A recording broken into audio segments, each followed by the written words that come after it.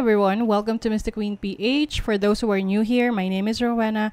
I'm an intuitive tarot reader here on YouTube for more than 2 years now. Ever wonder what's coming to you this coming Burr months, September, October, November, and December?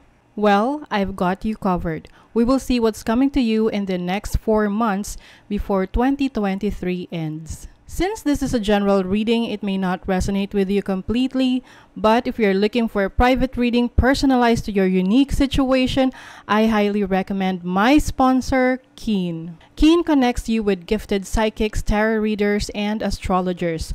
All you have to do is to create an account and you'll be able to choose from the hundreds of readers who are online right now. These readers each have unique specialties designed to provide a deeper understanding of your situation.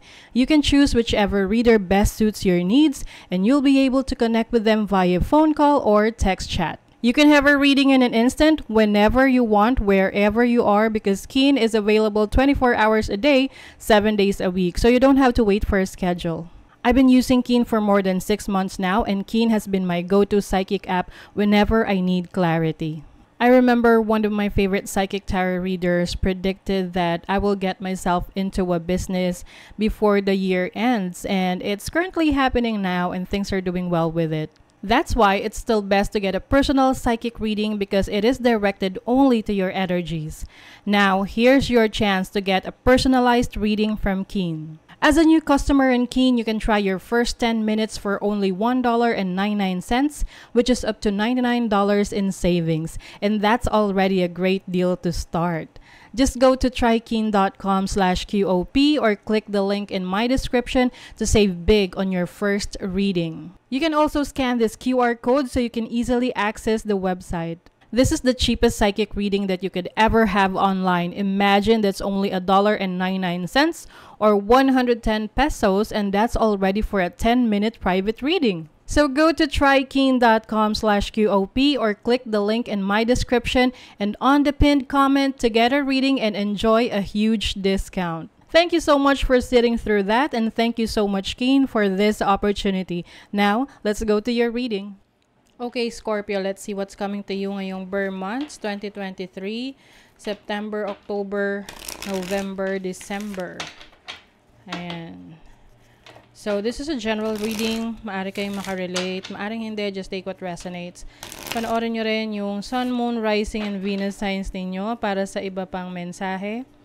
Meron tayong video na nagpapaliwanag tungkol doon. Link on the description.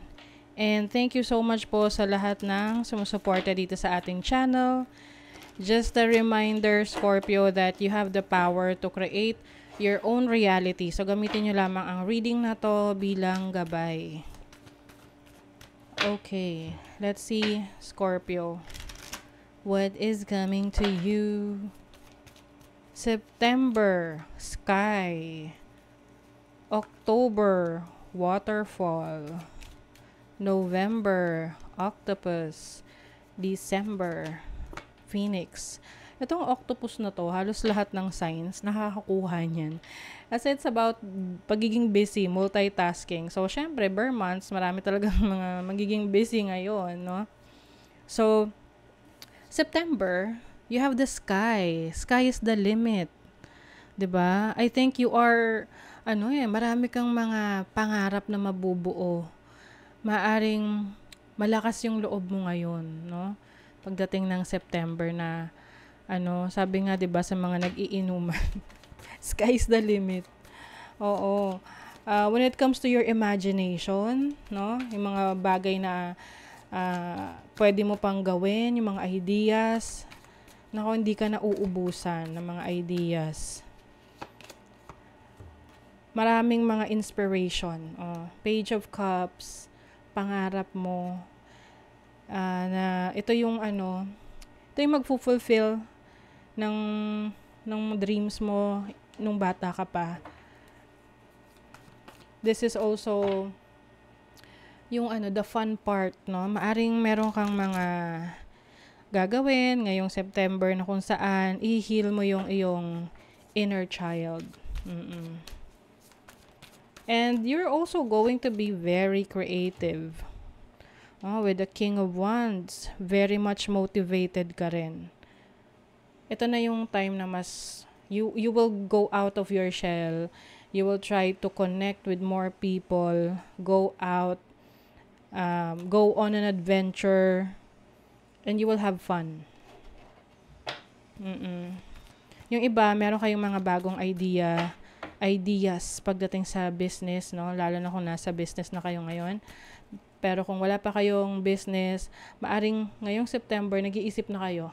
Ano yung pwedeng simulan ng negosyo ngayong bare months? Dahil mataas talaga ang buying capacity, buying power ng mga tao ngayong bare months. So, maraming magte-take advantage ng opportunity na yan. So, pagdating naman ng October, waterfall. So, maaring merong kang, I think you're going with the flow, no? Kung saan ka man dalhin ng tadhana, parang you will not resist. You will not go against the current, no? Kasi gusto mo na, you will tread carefully, accordingly. And maaring meron kang, mas magiging mabilis, no? Yung mga gagawin mo, yung mga projects mo, yung landas na tatahakin mo, magiging mabilis ka makakarating doon kapag hindi mo nire-resist yung agos ng waterfall. And waterfall is also about letting go. Letting go of the things that are no longer serving your highest good. Hindi na nakakatulong sa'yo, let go mo na. That's why, doon na magkakaroon ng transformation. Kasi may natanggal na hindi maganda for you eh. So, magta-transform ka na at may mag-o-open na bagong opportunities. You have the King of Swords. There's power, ambition, and influence. So, mas magiging malakas yung powers mo. Mas marami kang mga ambisyon, no? And yung influence mo sa ibang tao, mas magiging malakas din. Lalo na kung ikaw nasa social media, meron kang social media following, mas maraming magpo-follow sa'yo, magsusubscribe sa'yo, makikinig sa mga sinasabi mo dahil alam nila na merong substance yung mga ideas mo. You also have the Three of Pentacles, so you are going to collaborate with other people. Maari ring may business ka talaga na mas lalong lalago. Their success, no? Yung talent mo and skills mo, gagamitin mo yan para kumita ng pera, para mas maging successful. Pagdating naman ng November, busy. Multitasking. Octopus energy. And being creative rin. Being flexible. You have the Five of Swords. Palaban ka. Kasi this is competition. Committed ka sa trabaho mo, sa ginagawa mo, sa career mo, and even sa relationship mo. Ayan yung nagbibigay sa iyo ng lakas ng loob kahit na merong mga challenges. Ayan, with the Lover. So, this is commitment. So, magiging committed ka sa mga bagay na pinagkakaabalahan mo, career, business, relationship.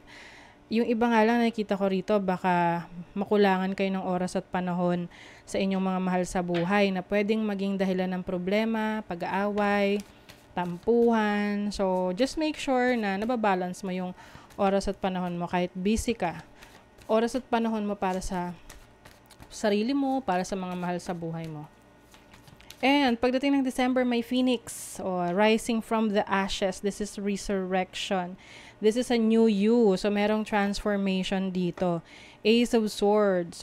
Change. Merong change. Merong decision making.